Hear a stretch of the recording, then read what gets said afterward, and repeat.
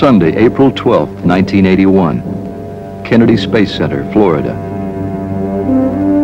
The Space Shuttle. 14 stories high, 2,000 tons, poised on the pad for its maiden flight. This is Columbia, the spaceship that will orbit the Earth. Its external tank. It holds over 500,000 gallons of fuel for Columbia's 3 main engines. And the solid rocket boosters, the largest ever used on any launch vehicle and the first to be employed in a U.S. manned flight. At liftoff, the solid rocket boosters, together with the 3 main engines, will unleash more than 6.5 million pounds of thrust needed to launch the world's first reusable spacecraft. Never before has a winged vehicle been launched like a rocket, orbited the Earth, returned through frictional heating in excess of 2,500 degrees, and landed, still aerodynamically sound, to be launched again and again. If it succeeds, the space shuttle will truly be a remarkable flying machine.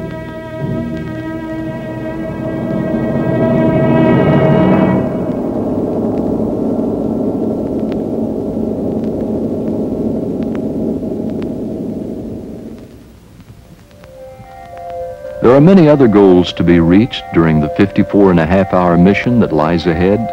144 test objectives are planned for the flight. These objectives could not be achieved without an astronaut crew. The commander, John Young. The pilot, Robert Crippen. Young has already been in space 4 times for a total of 533 hours. He is the most experienced astronaut flying today. Although Crippen has over 4,000 hours of jet aircraft flying time, this will be his first time in space. The astronauts make their way across the access arm toward the shuttle in the pre-dawn hours before launch. An American spaceship has never carried a human crew on its maiden voyage. At the Launch Control Center, 3 miles from the pad, final steps are being completed in the countdown. Final preparations are also being made in the Mission Control Center in Houston, where control of the flight will switch once the shuttle clears the tower. There has not been a manned launch from Kennedy Space Center since the Apollo-Soyuz test project in July of 1975. With this launch, Young and Crippen, launch controllers at the Cape, and flight controllers in Houston will experience the most dynamic, fast-paced series of launch events ever undertaken in the space program, all in less than 9 minutes. The most challenging ascent profile ever to be flown by a space vehicle. Photographers, film and television crews, plus newspaper and magazine writers from around the world, nearly 2,700 of them are here to cover the launch. In addition, approximately 600,000 spectators line the coastal area near the Kennedy Space Center. Arriving by every mode of transportation, they have come from every state in the Union and many foreign countries. Promise of a rebirth in America's manned space program and the dawn of a new era in space transportation awaits. 14, 13, T-minus 10, 9, 8, 7, 6, 5, 4. We've gone for main engine start.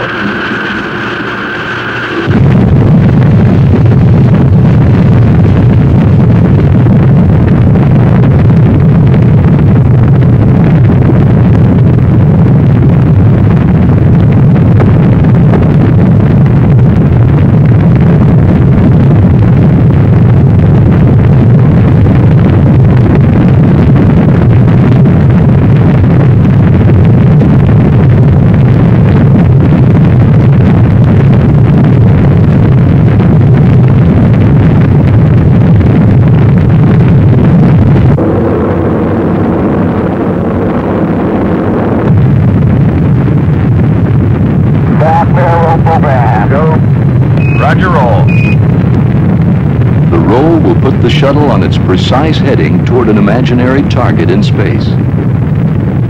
Roll program complete. Roger, roll complete.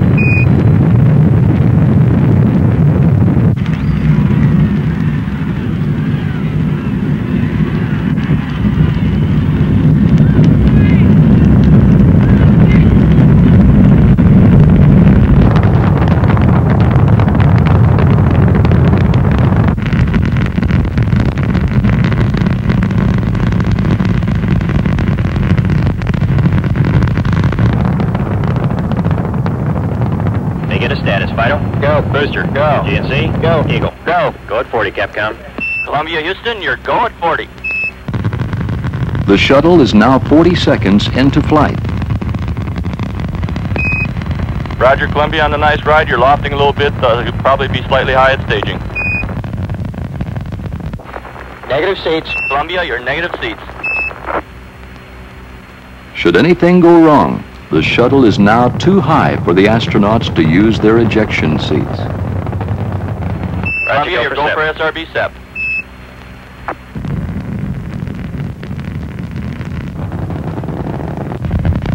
We see SRB SEP flight. Roger, on a SEP. 103 converge flight. Bet. Capcom, let's tell them all the calls are going to be a tad early because of the hot first stage. Columbia, you're looking a little hot. All your calls will be a little early. Okay. And that looks good here. Stand by, press to MECO. Columbia, stand by. Press to MECO. Mark it. Mark.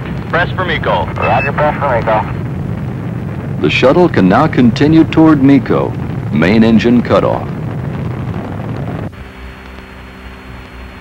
They like the VAP, Eagle. ECOM. Let's go, flight. Capcom, VAPs go.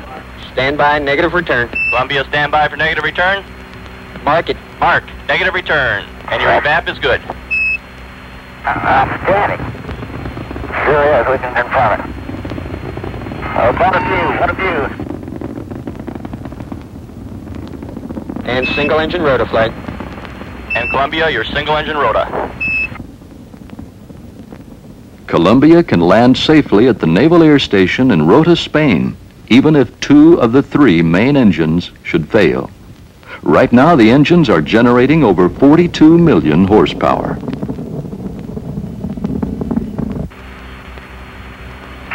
MECO 25, 6, MECO. 0 up at 220. Roger, MECO. And we got MECO confirmed. MECO Roger, confirmed, Columbia, and it's MECO. right on the money, nominal. Main engine cutoff.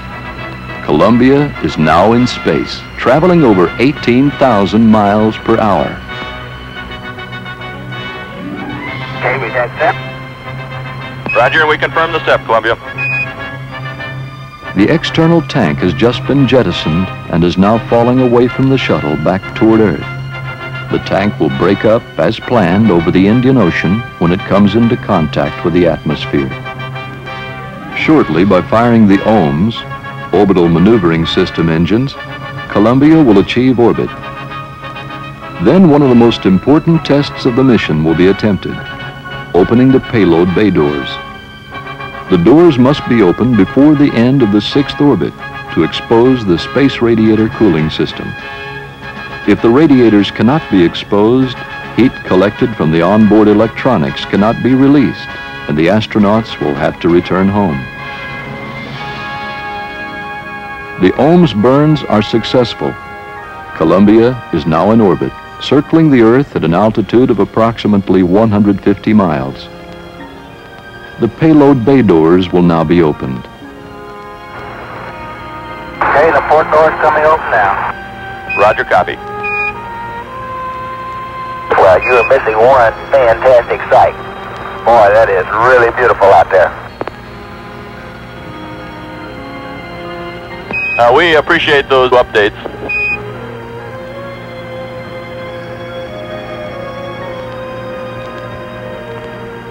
Both doors have been opened.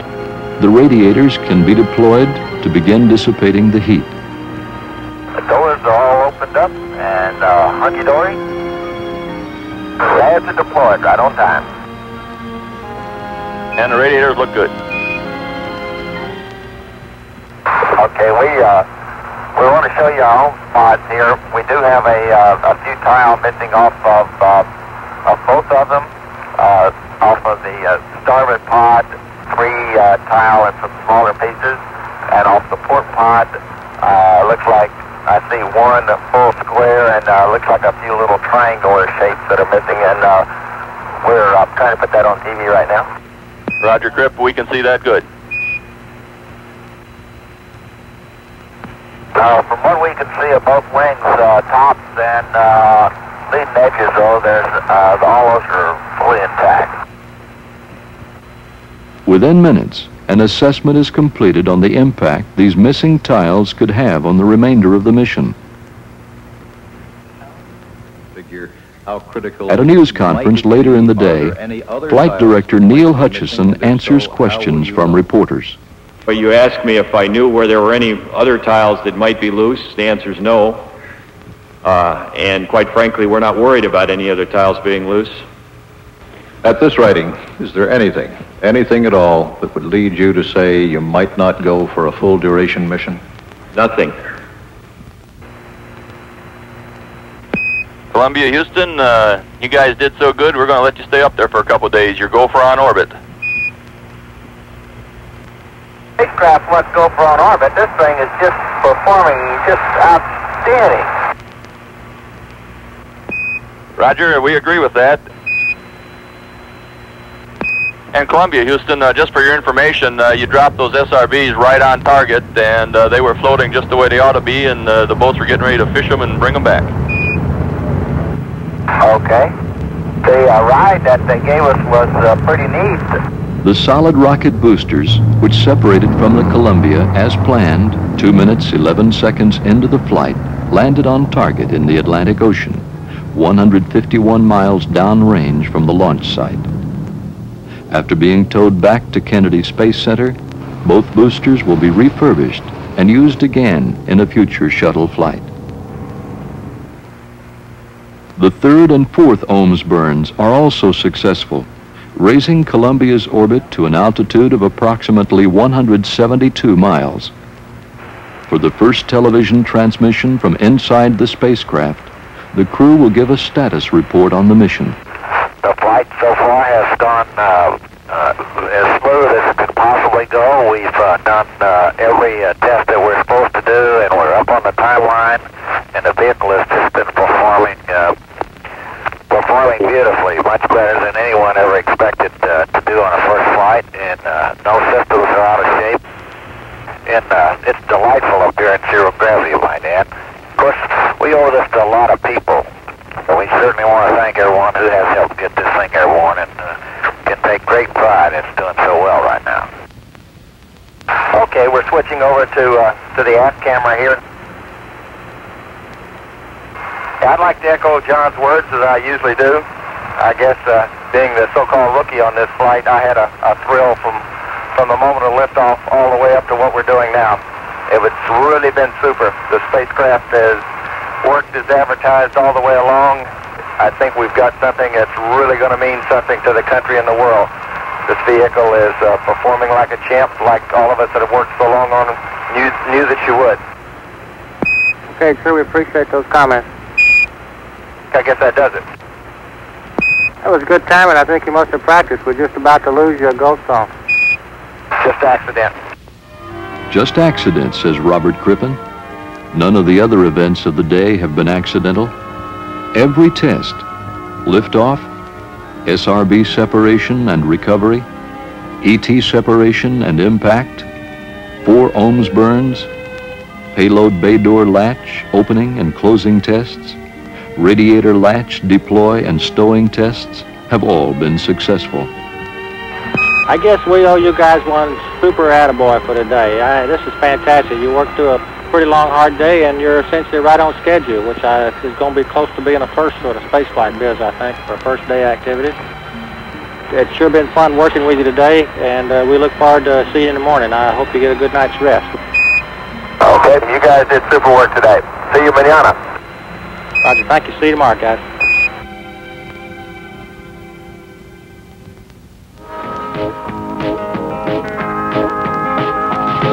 Well, many hours went into this this thing. A job well done by the shuttle space team. We can't say that she's sleek and lean, but I'll tell you right now, she's a mean machine. The Columbia, not the kind you smoke. This here's a bird. She gets... Morning, Columbia. Welcome to day 2. All right. Appreciate that super wake-up music this morning. Well, we sure enjoyed it. This one a good breakfast. Today, the astronauts will test onboard systems and also review procedures for tomorrow's landing. A test of the flight control system is conducted by John Young. The flight control system operates Columbia's aero surfaces, the elevons, body flaps, rudder, and speed brake. These surfaces are useless in the vacuum of space, but will be essential tomorrow when the shuttle lands. This will require precision maneuverability, which the aero surfaces provide.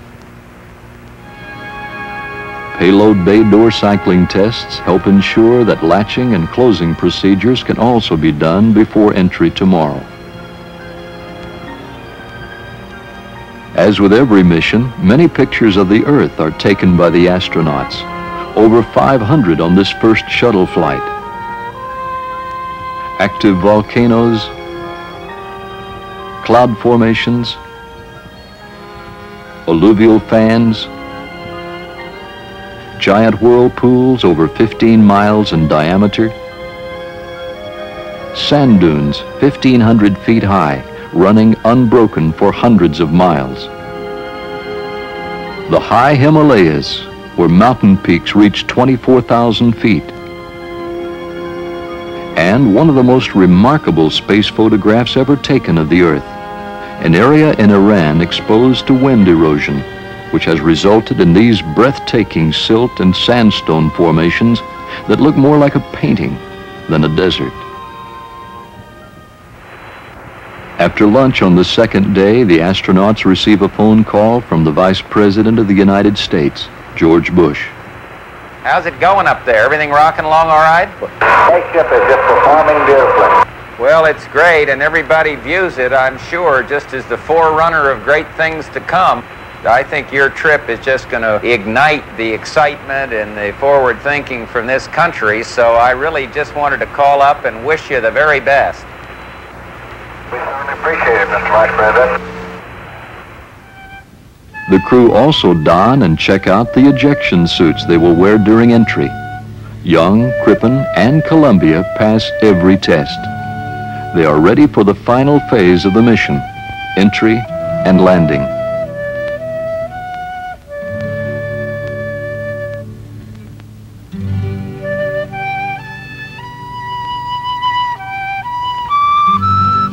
April 14th, 1981. NASA's Dryden Flight Research Center on the edge of Rogers Dry Lake Bed in California.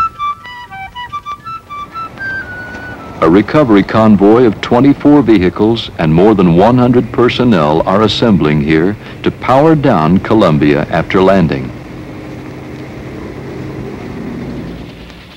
Enormous crowds are also beginning to arrive. A string of traffic 6 miles long waits to enter the base. Thousands more are already here. Close to 500,000 people will eventually be on hand to see the landing.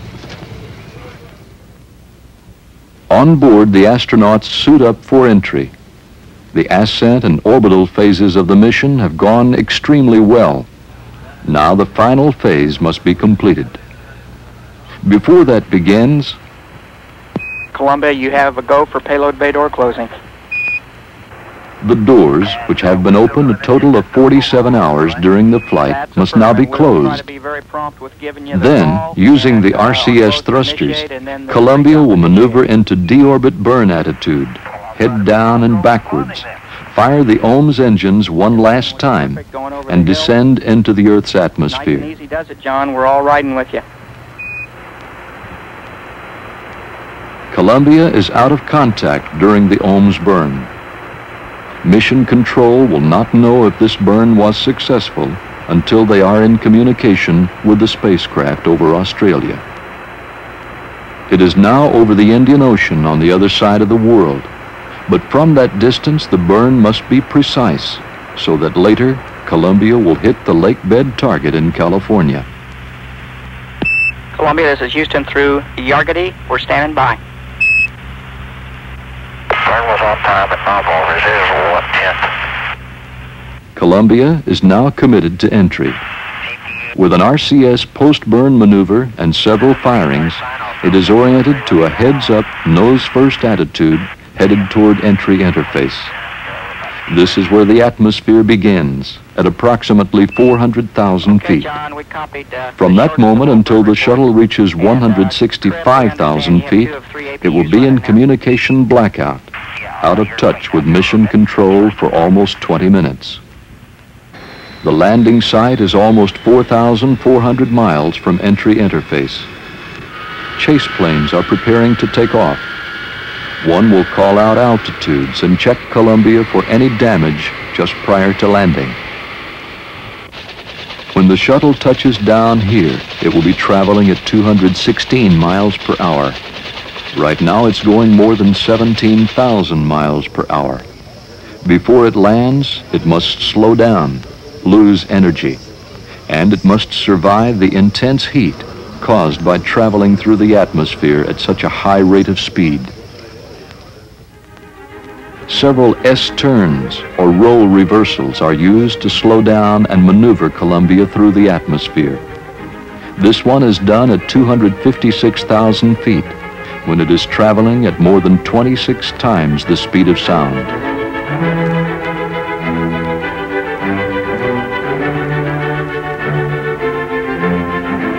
This one is done at 208,000 feet. During these two roll reversals, entry heating is most severe, with temperatures reaching 2,500 degrees some places on the vehicle. The aluminum skin will melt at 320 degrees. The silicate tiles must insulate the vehicle from the tremendous heat. Since there is no test facility on Earth to simulate the aerodynamic and structural environment Columbia is in right now, only calculations could be used to predict what would happen during this phase of the flight.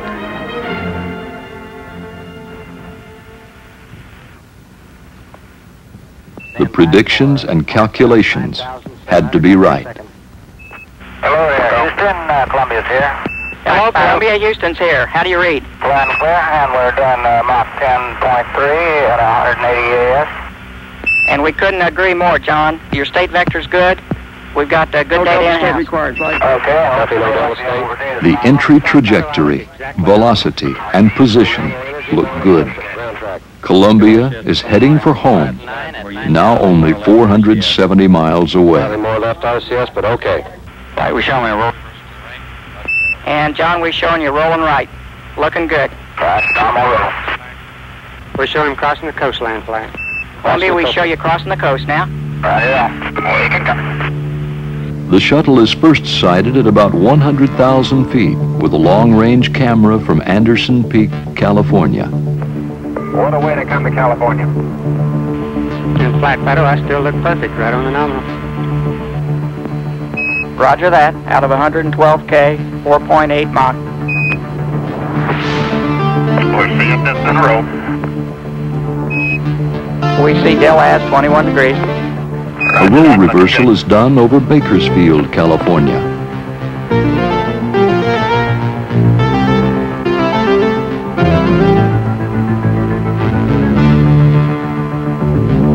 Oh, that's beautiful.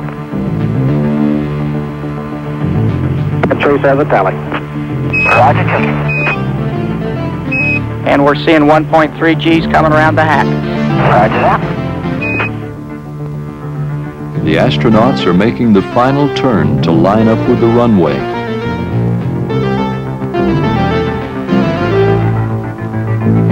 Columbia, you're really looking good. Right on the money. Right on the money. And turning on the final, your winds on the surface are calm. I got a win.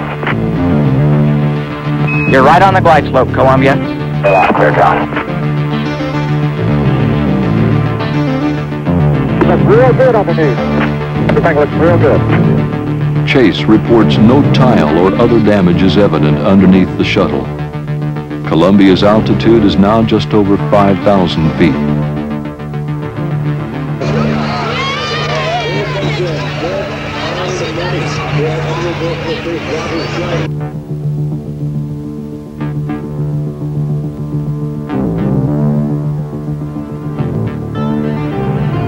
Pretty clear. Without power, Columbia must land. It cannot make another attempt. You're coming. You're down.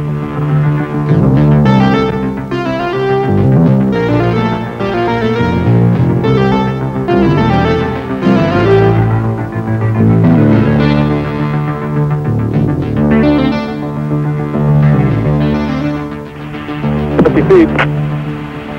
40, 30, 20, 10, 5, 4, 3, 2, 1, touchdown. That was good.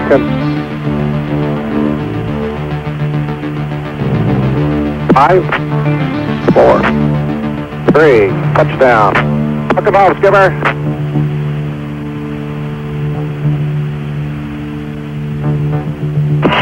Columbia's on the roller.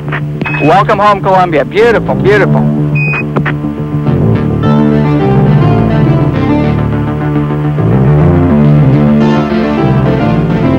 You want us to take it up to hangar, Joe? We're going to dust it off first.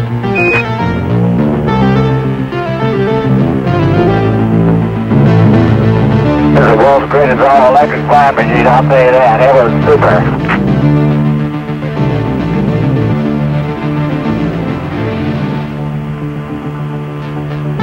Okay, convoy's on its way. Convoy on. We'll stop on the Columbia. We'll stop.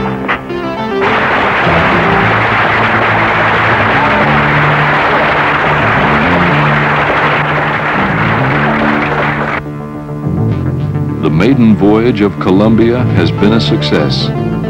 The astronauts and the vehicle have met or exceeded all 144 flight test objectives.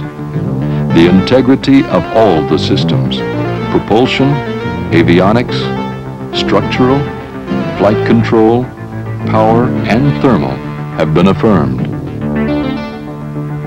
John Young's comments after returning home. I can't tell you what a tribute that is to the American working man and the American working woman too. You can't imagine the variety of people who worked on this vehicle, from all walks of life, all capabilities and limitations. It's all due to their individual efforts. They proved that they can do the job. They proved it for the world to see. And I'm mighty proud to be associated with folks like that. What a tribute indeed. The Columbia represents an achievement in aerospace technology and development never before realized in the history of manned spaceflight. It is our basic building block for the future. It's what we've been trying to do for the last 10 years. We've got a vehicle with a payload performance that will allow us to do that, much cheaper than we've been able to do it before. It will immeasurably improve the defensive capability of the country. It will help develop space science and technology. When we get operational, the Space Shuttle will be able to do in 5 to 10 years what it would have taken us 20 to 30 years to do otherwise. We couldn't do it if we didn't have the Space Shuttle and that payload capability. And the sooner we do those things, the better off the country's going to be.